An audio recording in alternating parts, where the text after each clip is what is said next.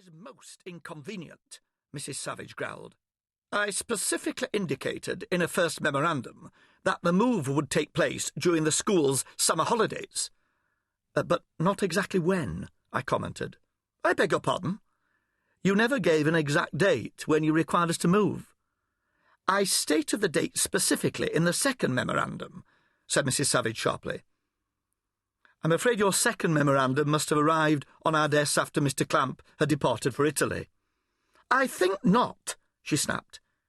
"It is typical of Mr. Clamp to ignore my memoranda." She glanced at the only area of the room that was empty of everything apart from the cleared desk. "It's a pity that all the inspectors aren't as efficient and well-organised as Dr. Malarkey." "We can't all be as efficient and well-organised as the Inspector for Science and Technology," said David. "More's the pity." "Mrs. Savage," began David, brimming over with fury.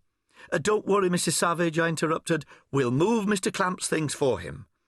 "I sincerely hope so," she said, her mouth drawn together.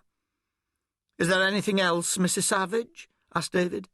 "It's just that we are rather busy at the moment, moving into our new offices." Mrs. Savage gave him a look like the sweep of a scythe. "I shall be having words with Dr. Gore," she threatened. "Please do that, Mrs. Savage," said David. "In fact, perhaps he might like to give us a hand moving." The personal assistant of the Chief Education Officer departed angrily in a whiff of Chanel. "In all my years in education," said David, "I have never met such a pettifogging, infuriating and interfering person as Mrs. Savage." "She does have some abilities," I said. "She's the only ability that Virago is blessed with," said David, "is to appear very busy whilst avoiding work of any kind. I've a good mind—" David's diatribe was interrupted by the appearance at the door of Julie, the inspector's secretary.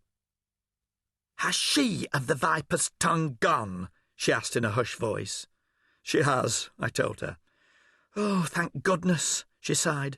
"Mrs. Savage has that wonderful effect of brightening up the room by leaving it." "What does she want at 10:30 on a Friday morning?" "To see if we clear the office," I told her. "If meddlesome Brenda thinks I'm shifting Sydney's stuff downstairs," said David, "she's got another thing coming." "Don't worry," said Julie. "I'll sort it out." "We'll do it together, Julie," I said. "OK," she said, smiling. "Now, who's for a cup of coffee?" David picked up a large box full of files.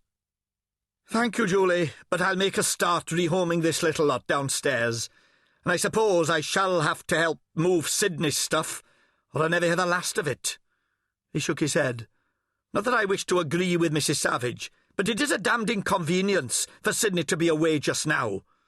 Typical, of course. That man could fall into steaming manure and emerge smelling of roses."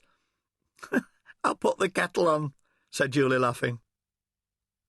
If the man in the street were to describe what he imagined a school inspector's secretary might look like, I guess Julie could not have been more different.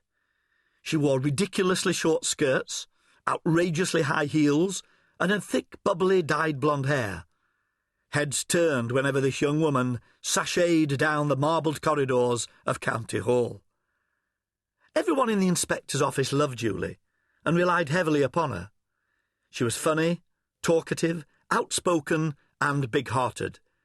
She was also industrious, highly organised, and entirely loyal.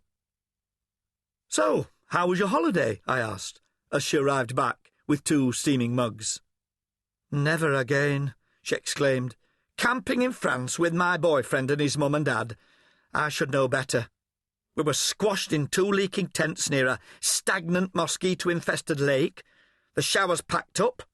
Paul's mum moaned about the food the entire time, and his dad got into an argument with the site manager when he told him that the French were pretty quick to surrender in the last war. And if it wasn't for the British Army bailing them out, he'd be wearing jackboots and speaking German." "Oh dear," I said.